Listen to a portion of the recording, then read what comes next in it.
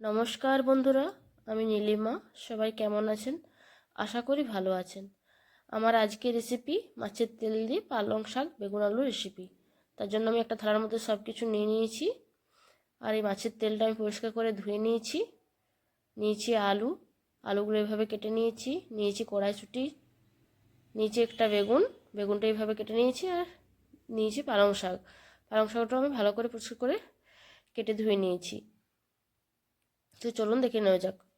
আমি গ্যাস জ্বালিয়ে নিয়ে কড়াই বসিয়ে দিয়েছি, দিয়ে দিলাম সর্ষের তেলটা আমি কম পরিমাণেই দেব। তেল গরম হয়ে গেছে, দিয়ে দিচ্ছি গোটা জিরে ফোড়ন। জিরে আমার ভাজা হয়ে গেছে, 5-6 কোয়া রসুন আমি দিয়ে দিচ্ছি ছেঁচা করে। রসুন আমার ভালো করে ভাজা হয়ে গেছে, এর মধ্যে দিয়ে দেবো কেটে রাখা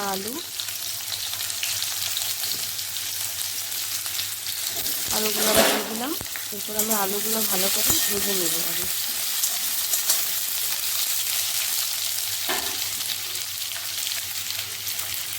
আলুর মধ্যে দিয়ে দেবো লবণটা আমি এখন কম পরিমাণে দেবো, পরে আবারও লবণ দেবো।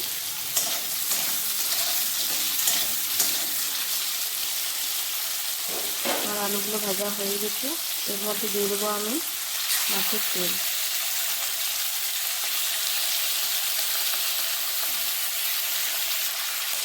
এতে দিয়ে দেবো হলুদের গুঁড়ো, দিয়ে দেবো লবণ। এরপর মাছের তেলটা ভালো করে আলুর সাথে ভেজে নেব। আমি যেভাবে রান্নাটা করছি এইভাবে একবার করে দেখবেন, খুবই ভালো লাগবে।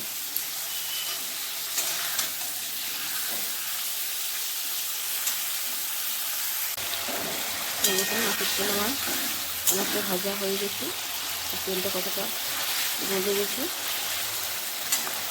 এই জন্য আমি রান্নাতে কম তেল দিয়েছিলাম আগে। এর মধ্যে দিয়ে দেবো কুচনো পেঁয়াজ। এখানে আমি একটা পেঁয়াজ দিয়েছি, আর আমি ছোটো ছোটো করে কুচি নিয়েছি। আর দিয়ে দিলাম একটা কাঁচা লঙ্কা। পেঁয়াজটা এর সাথে ভালো করে মিশিয়ে নেব। আর আমার এই মাছের তেলেই পুরো রান্নাটা হয়ে যাবে।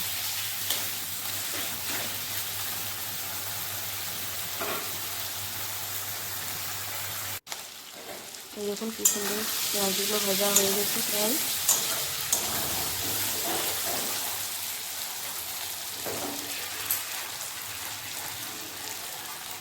এর মধ্যে দিয়ে দেবো আমি কেটে রাখা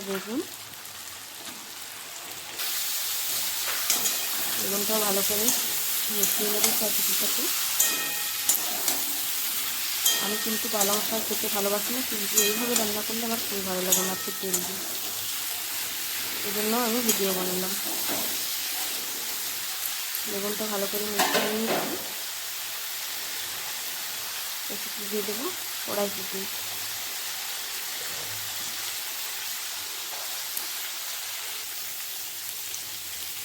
আবারও দিয়ে দিলাম লবণ, আবার একটু দিয়ে দিলাম হলুদের গুঁড়ো। আগে হলুদের গুঁড়োটা কম দিয়েছিলাম।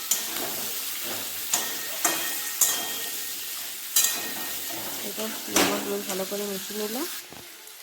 এর উপর দিয়ে দেবো এরপর আমি টমেটো কুচি, একটা টমেটো দিয়েছি এখানে।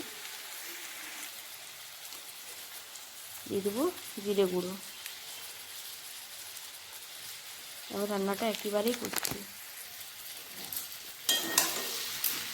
খেতে কিন্তু খুবই সুন্দর হয়।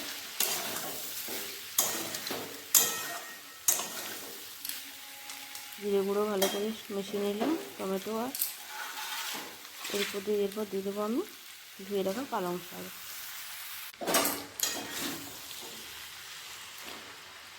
পালং শাকটা আমি একটু মিশিয়ে নেব।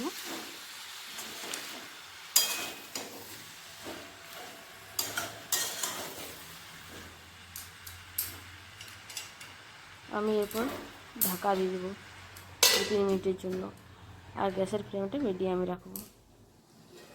ঢাকাটা খুলে নিলাম। এই দেখুন কত জল ছেড়েছে। এতে বেগুনটাও ভালো করে সিদ্ধ হয়ে যাবে। আর পালং শাক এমনিতেই বেশি সিদ্ধ করতে হয় না, তার জন্য আমি 2-3 মিনিটের মতোই ঢাকা দিয়েছিলাম।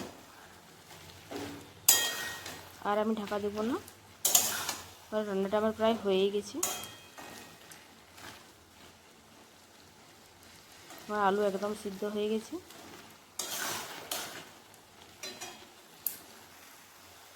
এরপর রান্নাটা আমার প্রায় তৈরি হয়ে গেছে।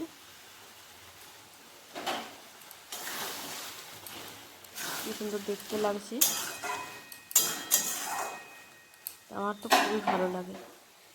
রান্না আমার হয়ে গেছে। এর উপর দিয়ে দেবো ধনেপাতা কুচি আর দিয়ে দেবো গরম মশলা গুঁড়ো।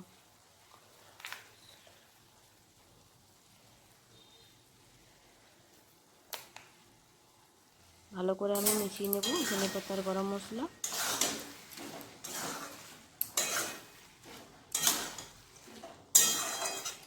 এরপর আমি গ্যাসটাকে অফ করে দেবো। তারপর একটা প্লেটের মধ্যে তুলে নিয়ে দেখাচ্ছি আপনাদের কেমন। এই দেখুন বন্ধুরা, আমি একটা প্লেটের মধ্যে তুলে নিয়েছি মাছের তেল দিয়ে পালং শাকের রেসিপি। দেখতে দেখুন কি সুন্দর হয়েছে, খেতে তো অসাধারণ হয়। তো কেমন হয়েছে সবাই অবশ্যই কমেন্টের মাধ্যমে জানাবেন, আর পুরো ভিডিওটা সকলে লাইক দিয়ে দেখবেন। সবাই ভালো থাকবেন, সুস্থ থাকবেন। আজকের মতো বাই বন্ধুরা, আবারও দেখা হবে একটা অন্য রেসিপির সাথে।